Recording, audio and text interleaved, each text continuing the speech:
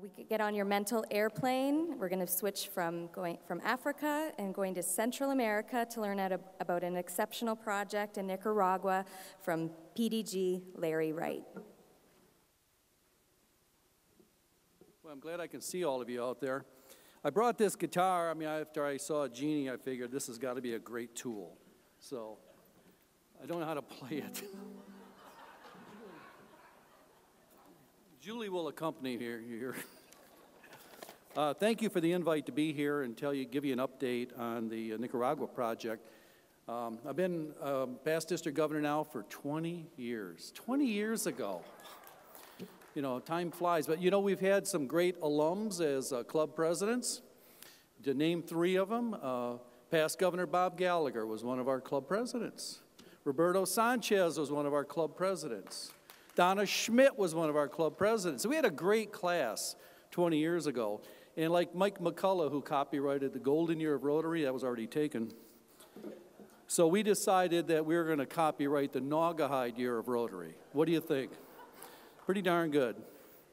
But I wanted to really give you an update on the Nicaragua project. Many of you have been contributors to it, and I've been there now 15 times. My wife Sarah's been there a dozen times. We've had other volunteers like Noel Jackson, Charlie Zammit, Rick Nichol, and others who have been there 5, 6, 7 times. But this is give you a little bit of an update on our project. I know this works. There we go. But the first thing I want to do is really thank the donors, because without the donors, this project goes nowhere. And these are some of our donors who have helped us this year, and many of them have helped for all the years we've been going. The Detroit Rotary Foundation, the District Governor's Golf Outing Funds have helped. So when you support the golf outing, when you participate with John Chambers in that wonderful golf outing, realize that those funds are going to go to projects just like this and others around our district. The Rotary Club of Southgate's been a supporter. The Taylor Rotary Club, my home. The Trenton Rotary Club. And of course, one of the other most generous have been the Chuck and Dee Howie Foundation. So we want to thank them for all of their support over these years. And the question really is, why do we do this? Well, I'll give you a little history, a quick history of the Children of the Dump. This is the project that we kind of wrap our arms around. And it really, Nicaragua is still considered the second poorest country in the Central Hemisphere. And they went through the civil wars, of course, back in the 70s. But 1998 was probably that moment that created the most destruction in their country, when Hurricane Mitch came and basically stalled over their country for days and days. There were over 2,000 people who died in the mudslides at the foot of the volcanoes in Chinandega. And in that region where we travel, there were hundreds, if not thousands, of families who were relocated because their homes were wiped out. They were relocated, unfortunately, next to the garbage dump there in Chinandega. That's a town of 350,000 people, so you can imagine the garbage dump is pretty large. Well, the people were relocated there by the government, but the government had no other resources to help them. So they were pretty much left to their own, so scavenging through the garbage piles was the way they would make a living. And that included their children. All the family members participated. And Father Marco Desi and other volunteers who came to the region decided that if we're going to save this generation of children from the dump, the best way was to educate them, get them into school, because right at that moment, they were just basically still scavenging the young kids at the dump. So in order to entice them, he gave them a free meal.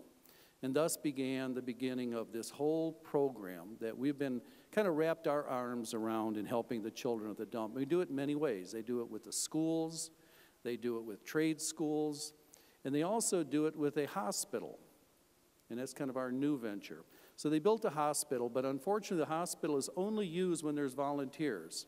So this is where the newest part of our project begins. And the other reason we come here is because of these children. If you look at these faces, hope you can see them, these are the most beautiful people, but they're the most fragile people also. And this girl on the far right, that was taken this past year at the garbage dump as she's holding on to her father's leg. So the children are still there. Some of them are still in very, very remote areas, and you'll see more in just a few moments. And this is a picture of a young girl in a school in a very, very remote village. And she just really captured our hearts.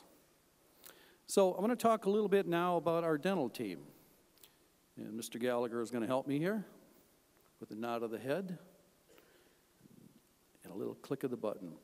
So this is our 6th year of taking a medical dental team down to this at Betania in Chinandega.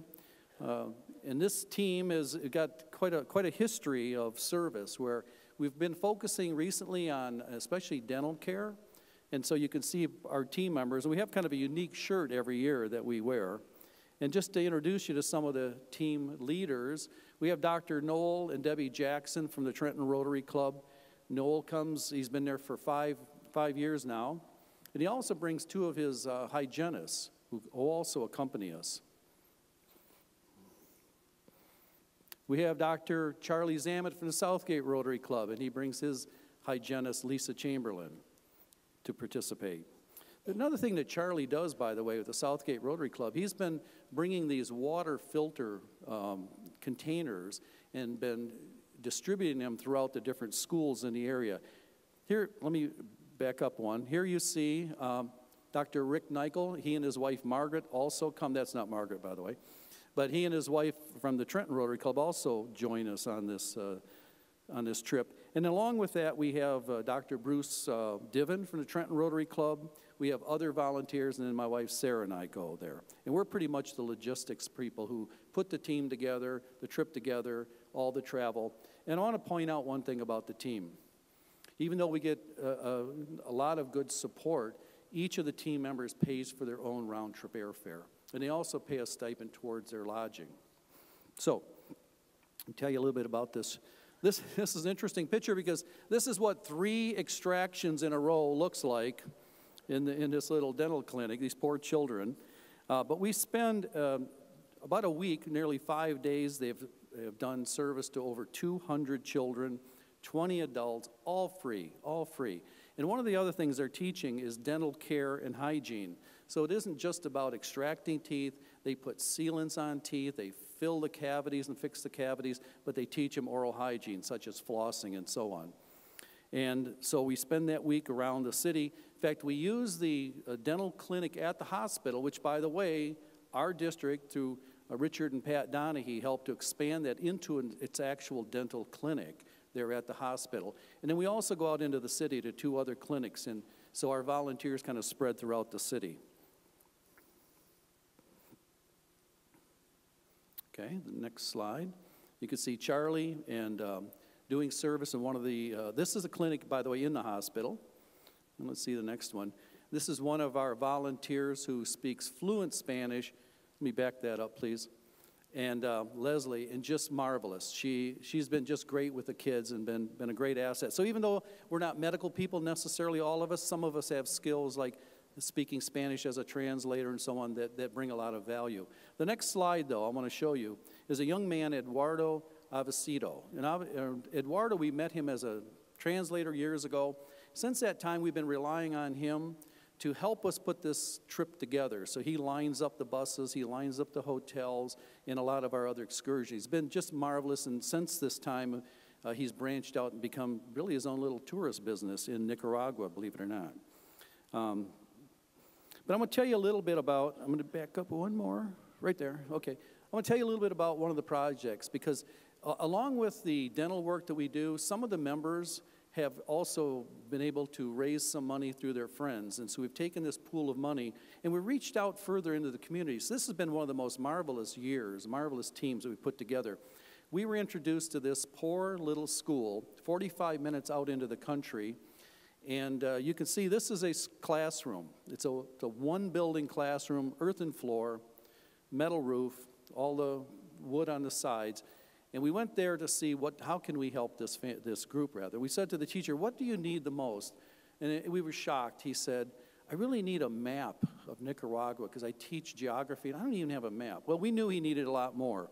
And for instance, we asked the question, next slide, please. We asked the question, where do the children go to the bathroom? We couldn't see anything there. And he says, well, they go out into the weeds, or they may go back to their home. This is a banyo, a bathroom, by the way, and this is a neighbor's, and some of them use this. This is the bathroom that these children have, the restroom they have, called a banyo. Well, this group of ours got together and raised the money amongst ourselves, and we funded to have 2 banyos built at that school. The next one is the water well. We said, well, where do you get your drinking water? Well, this was their water well that wasn't even functioning anymore because things have fallen down into it. So we also paid to have this water well rebuilt. So we're kind of focusing on this new school, or this old school rather, needs some help. But this is our new project. So we're doing the banyos, we're doing the water well. And we went out and purchased, with this cash of money that we had, 50 pairs of tennis shoes, sturdy tennis shoes, Liz, sturdy tennis shoes. You can see this. And I'll show you a couple of pictures of these kids. And what you're going to notice is the beautiful smiles on the children, but look at the smiles on the volunteers, like Debbie Jackson here. You know that that's really lightening up her life right there. And these are the kids in their sturdy shoes, and it was great to see. But what some of our volunteers realized, that a lot of the adults didn't have shoes, and believe it or not, our people took their own shoes off, gave them to the adults to wear. We went back shoeless. So this is the school, and that was our Rotary bus. That was the best we could do. So we donated shoes, we donated clothes, we donated books, school supplies, water filters, as I mentioned, the banyos, and a water well. So we made a significant difference here in this one little school. We want to keep going back. Just as I begin to wrap up, I want to mention to you that in honor of Liz, we decided, hey, this place has got to have little free libraries. So we paid for a local carpenter to put 6 of these together. And what you're going to also see in this picture is 3 members of the Chinandega Rotary Club, a club that we really hadn't had much contact with, but we've re-engaged with them and become sister clubs with them. And we had the Monroe Rotary Club, the Trenton Rotary Club, the Southgate Rotary Club, and the Taylor Club all contributed money to build those little free libraries. And so now we have 6 little free libraries in Nicaragua. So we're really proud of that. And in conclusion, as they say, why do we keep going back? And it's right here. It's these children. This is the reason we keep going back.